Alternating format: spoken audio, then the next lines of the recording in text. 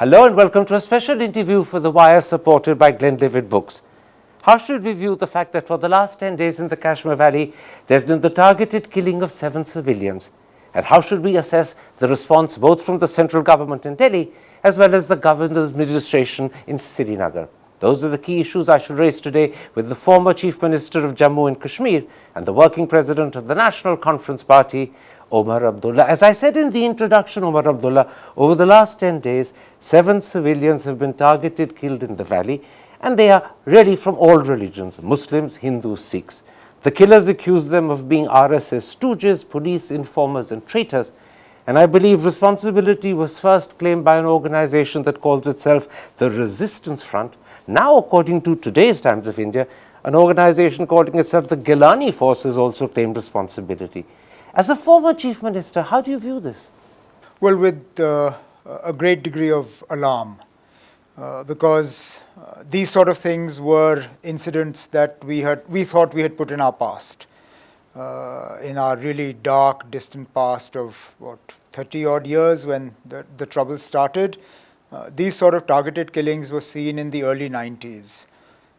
Post, let's say, 98, post 2000 or so, these things were few and far between. So to have targeted killings of civilians, and yes, the last week has seen about 7 or 8, but it's about 28 for the year, and pinpoint targeted civilian attacks is something I think we should all be alarmed by, and we should be asking why this is happening. There is a view that perhaps we're seeing the beginning once again of attempts by Islamist terrorists to what's called ethnically cleanse the valley. How do you respond to that view? Well, then the ratio should change. In the 28 that have been killed this year, if my information is correct, I think 21 are Muslims. The rest are non-Muslims, which doesn't justify any of the killings. But it then doesn't also lend itself to the argument that this is an attempt at ethnic cleansing, because then you would expect that the number of non-Muslims killed would far outweigh the number of Muslims. These are casualties of an ongoing battle with terror that Jammu and Kashmir is fighting.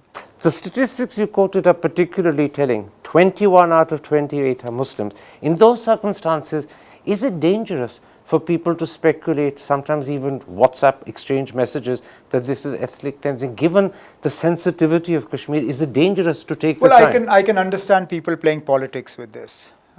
It's always happened. It will continue to happen.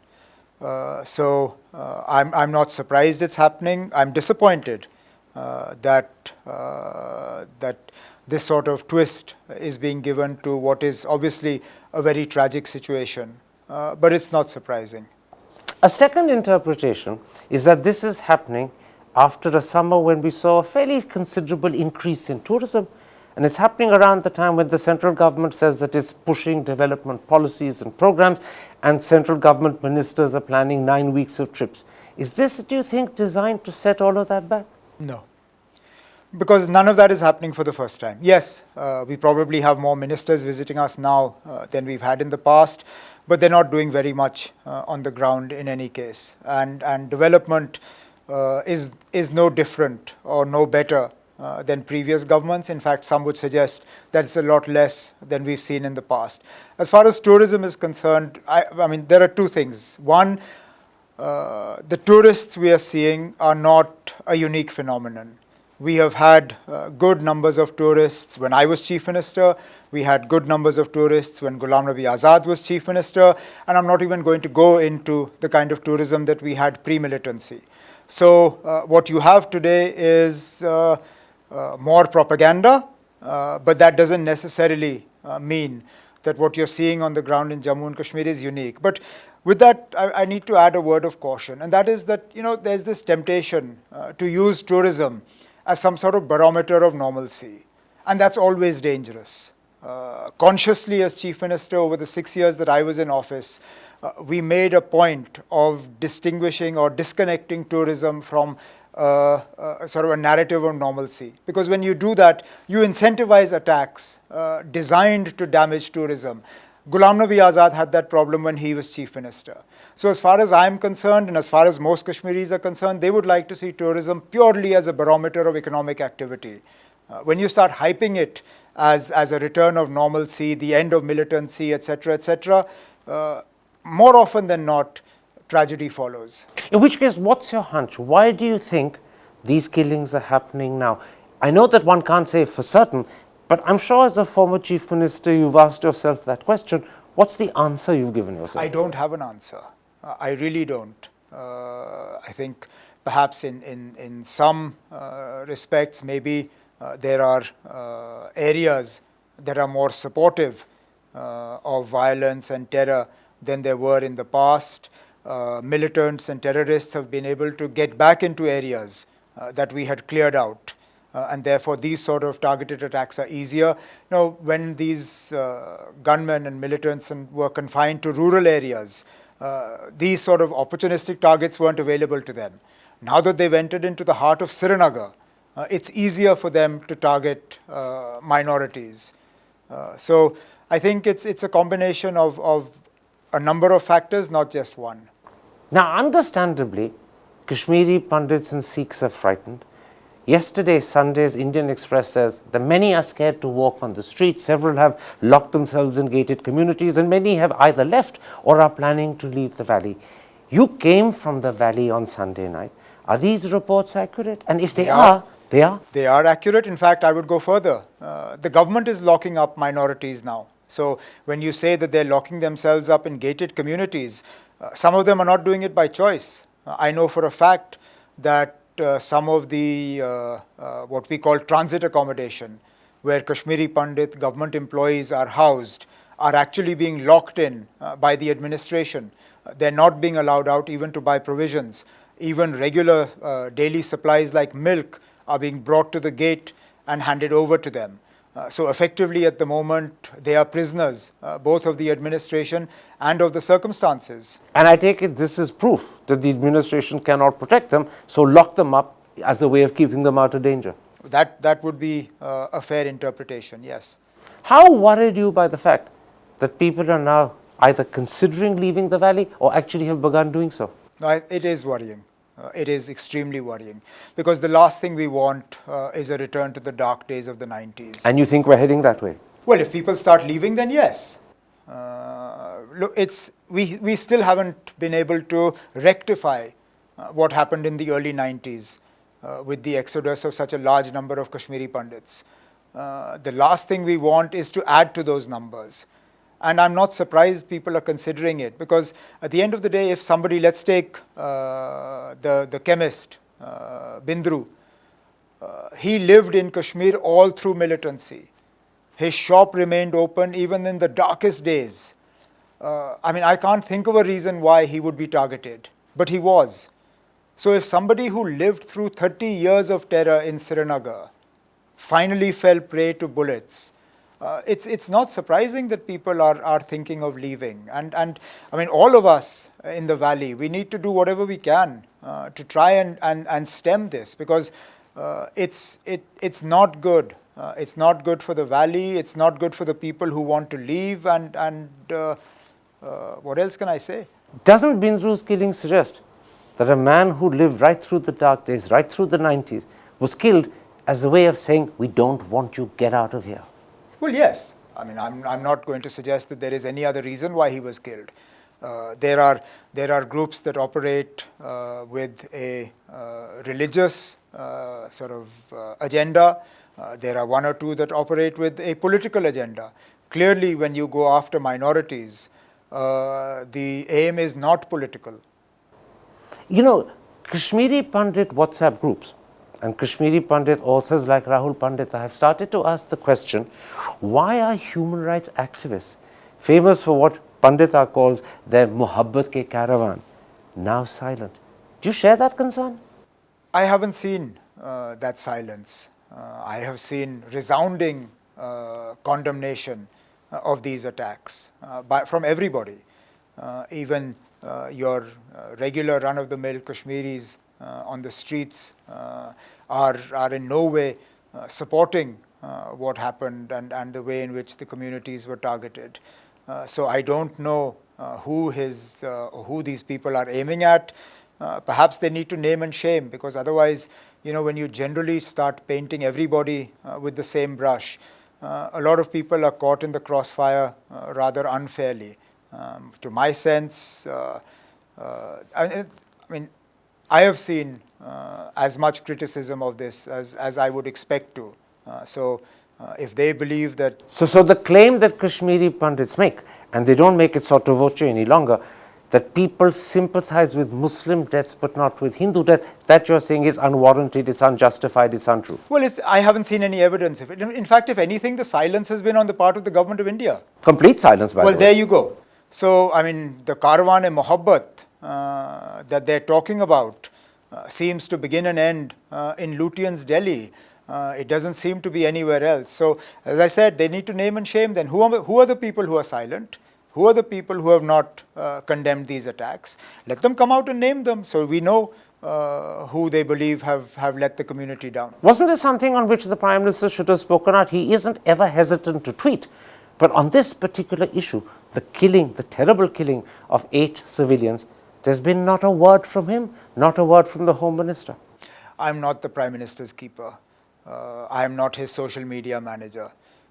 Therefore, it is not my job to tell the Prime Minister what his messaging should or shouldn't be. But would you have Nor am I complaining about silence from any quarter.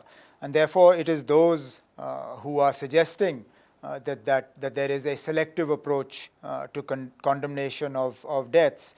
Perhaps they're the ones who need to ask this question. Yesterday's Times of India, that Sunday's Times of India, had several Sikhs speaking, 2 of whom said to the paper that they were hurt, that the majority community hadn't joined them when they were protesting at the Secretariat on Friday. Well, I'm not sure any effort was made to actually involve the majority community in those protests. If it had been and people had turned down their sort of request or their invitation to be a part of those protests, then yes, they have a reason to feel slighted. But if it was a spur of the moment decision to decide to go and protest outside the Secretariat without actively involving other social or political organizations, then I don't think it would be fair to cast the blame. As an individual, I can tell you that I had no idea those protests were about to take place. If an attempt had been made to reach out to my party, then yes, I would have made sure that colleagues of mine, even if I was not in Srinagar myself, colleagues of mine would have participated in that protest. Let's broaden our discussion.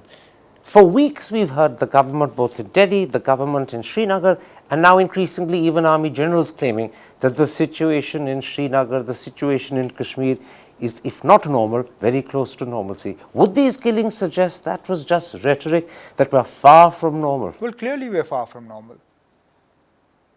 We're clearly far from normal. These killings have taken place in the heart of Srinagar. Those people who understand the geography of Srinagar city will know where Bindaru's chemist shop was, right near Iqbal Park, just, I think, maybe a couple of 100 meters from the High Court, maybe a couple of 100 meters further away from the Secretariat, which is the seat of government.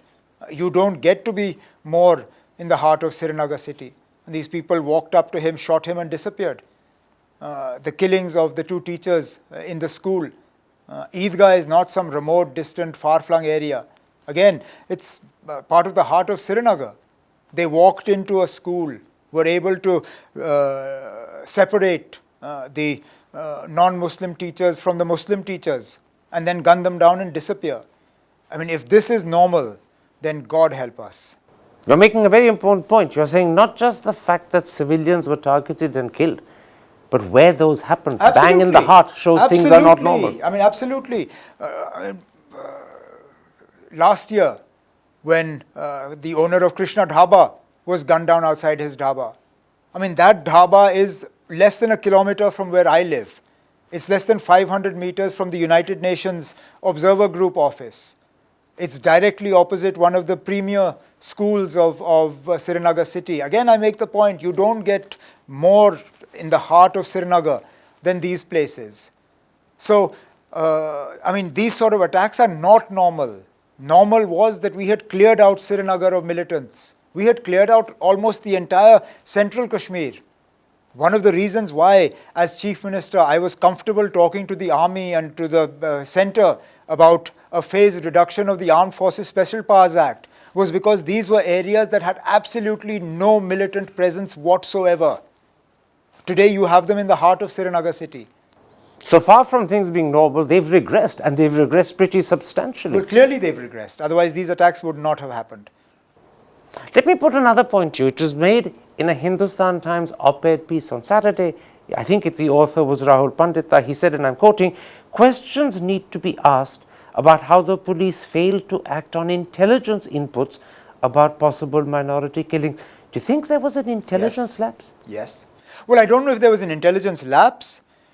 Perhaps the lapse was on the part of the police in failing to act on the intelligence. Because I'm not part of the government. I haven't been part of the government since the beginning of 2015. And yet for the last couple of months, I have been hearing about the very real possibility of Kashmiri pundits being targeted in terror attacks. In other words, it was common knowledge this could happen. We knew it. Rahul Pandita had heard it, I had heard it, others had heard it, which means the system knew about it. And the system did nothing about it. Well, clearly not. Otherwise, these attacks wouldn't have happened. And therefore, a failure of intelligence would suggest that they didn't know. Clearly, we knew. And therefore, it's not intelligence that failed us. It's a failure to act on that intelligence. Competence failed us. What they did was incompetent. It wasn't sufficient. It wasn't effective. It was, I think that would be fair. It was negligent. It was incompetent. It was a failure to carry out their responsibility. This leads to a second point that Rahul Pandita made in that same article in the Hindustan Times on Saturday. He said, and I'm quoting him, "We need to ask if the government is serious about the protection of the Hindu minority in Kashmir beyond its repeated usage as an instrument of electoral success in the Hindi heartland." In other words, the Modi government trumpets to the rest of the country that we are sending Kashmiris back to reclaim what they lost, but that they actually do nothing to protect them. It's a thing of political benefit in the rest of the country, but forgotten in Kashmir. Well, that would suggest that Kashmiri pundits actually came back post 5th August 2019, and I've seen no evidence of that. So, not even the 3,000 that are claimed in the papers? These are government employees, and this process started much before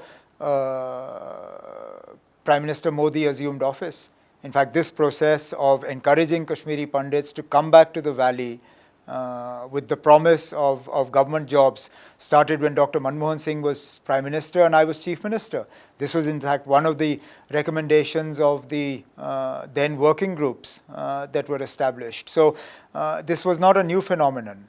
But this is not the return of Kashmiri pundits. But it's not the return of Kashmiri pundits. When you're telling a Kashmiri pundit that, look, you'll get a government job only if you serve in the valley, and this job is not transferable, you can't take the job and get yourself transferred to Jammu, then that's not really a willing return to your home.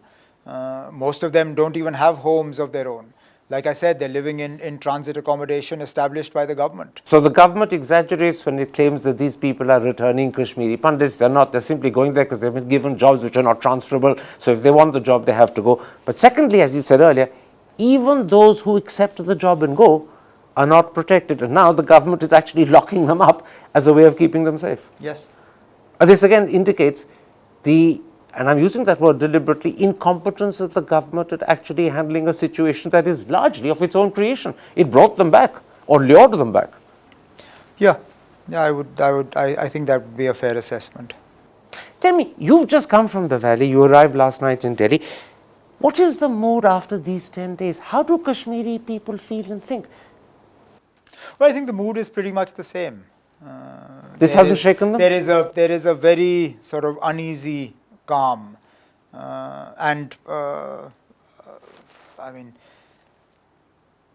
nobody is sure just how bad things are going to get. Everyone is expecting things to get worse, but nobody knows just how bad. So people are apprehensive. There's a fair degree of apprehension because of what has happened in Afghanistan. So there are any number of people in Kashmir who are waiting for the fallout of what has happened in Afghanistan to hit them in Jammu and Kashmir. And it doesn't help when our own security forces and intelligence agencies play up that threat from time to time. And then, of course, the ability of these groups to strike at will and in areas that were hitherto considered safe. Now imagine as a parent, right now, fair enough, COVID has not allowed for physical schools to function. But that was a government school where these two Kashmiri teachers, one Sikh and one Pandit, were killed. That was a school. On any given day otherwise, you would have had children studying there. And it was a school in which these guys felt very comfortable coming in and spending a degree of time killing people and leaving. So obviously, it'll add to that fear, that unease. Earlier you spoke about the dark days coming back, or the possibility of coming back. I take it you share the apprehensions of the people of Kashmir with the Afghan situation, with the terror situation, with the attempt to divide the people. No, I'm less apprehensive of that. I'm actually more worried about the ones that are already here. I'm more worried about the mishandling by the government that are, instead of sort of calming waters, are actually adding fuel to fire. I am less apprehensive of a fallout of Afghanistan in Jammu and Kashmir, except for maybe a bit of a moral boost for the militants on the ground. Because look, if terror groups are able to make the journey all the way from Afghanistan into Kashmir, what does that say about our deployments on the line of control? What does it say about our anti-infiltration measures that we've taken? I'd like to believe that when we are told that infiltration is almost impossible, then it's almost impossible even for those chaps who might consider coming from Afghanistan. So no, I'm not as concerned about that as I am about the already existing internal situation in the valley. The internal situation in the valley has been in a state of turmoil since the 5th of August 2019, when Jammu and Kashmir lost its statehood, it lost its special status. What impact has that had on Kashmirians? Is it as robust as you'd like it to be? Or do you feel that it's weaker, it's been undermined, it's not what it was when people boasted of it? About Kashmiriyat?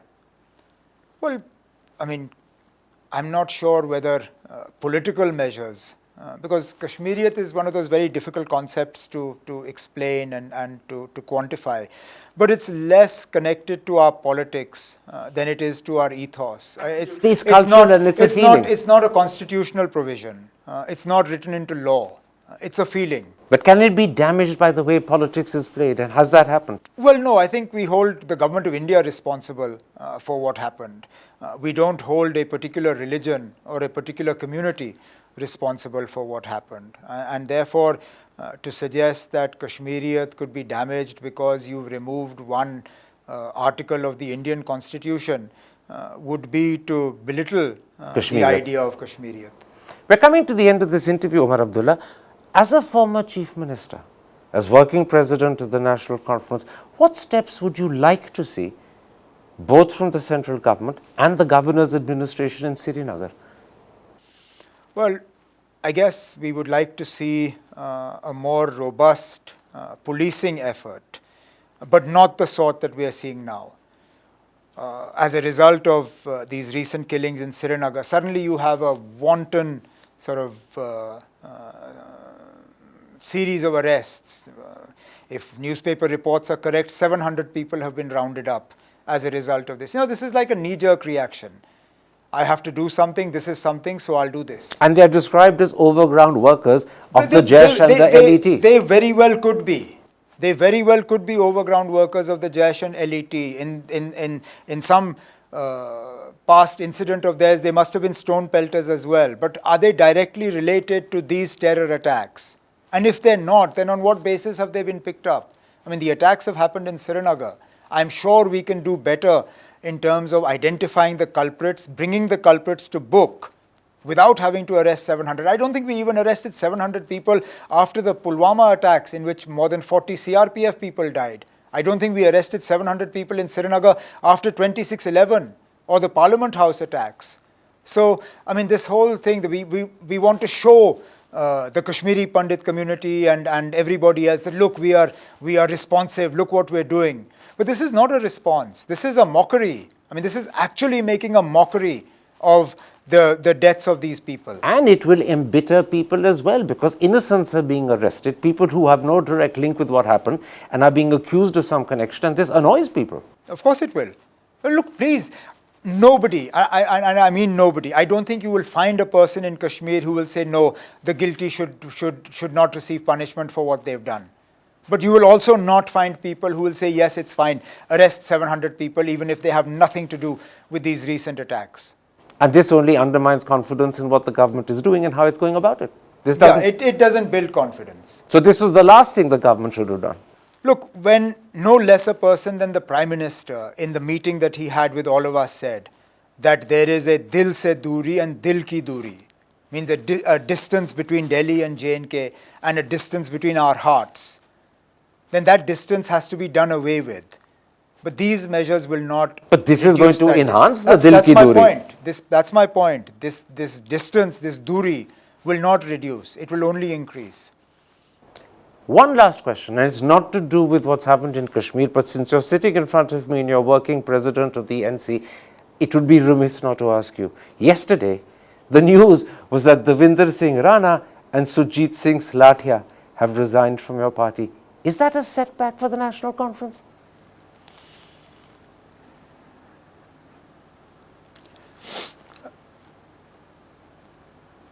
You've followed politics for decades now.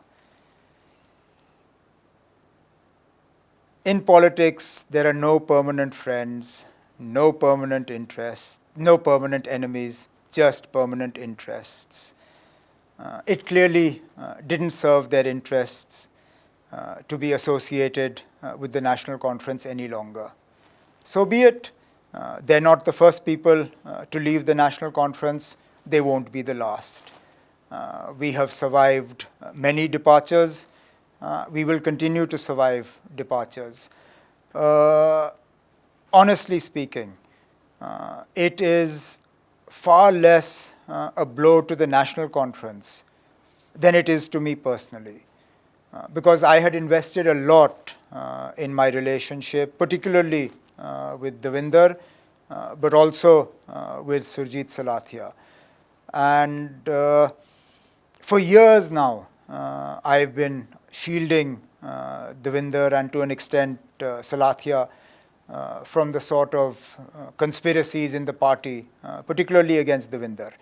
I staked my own personal credibility to give him a degree of comfort in the party. Today, those people were right and I was wrong.